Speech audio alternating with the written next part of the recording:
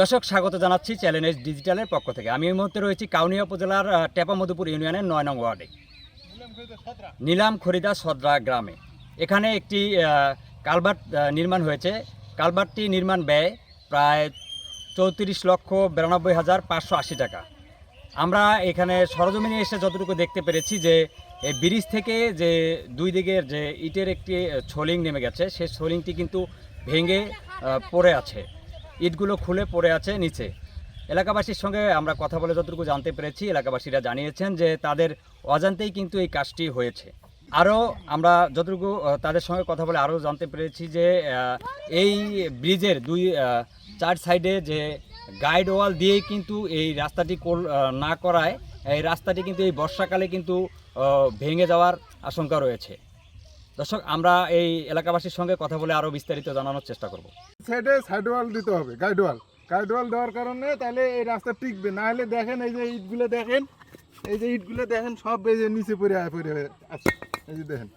তাহলে এগুলো রাস্তার কাজ হয়েছে, কাজের অবস্থা নিগলে কয়দিন আগে হয়েছে এই কাজটা শেষ? কাজ তো করছে এই যে 1 মাস হয় না, এটা এই ইটের কাজ 1 মাস হয় নাই। এই 1 মাস হতে না হতেই রাস্তার এই অবস্থা? হ্যাঁ, 1 মাসও হয়নি এখনো। আর ব্রিজের কাজ 1 মাস হয়েছে, কিন্তু এটা বন্ধ ছিল। এটা প্রথম দিন করার আবার বন্ধ ছিল। বন্ধ থাকার পরে আমরা আবার অন্য কাজে চলে যাই, ওরা আসে কাজ করে থেকে চলে গেছে। এখন আমাদের কথা হলো রাস্তাটা আমাদের ভালো করে দিতে হবে, এই 2 সাইডে গাইড ওয়াল দিতে হবে, রাস্তাটা উঁচে নামাটা প্লেস করে দিতে, এটাই আমাদের আপত্তি।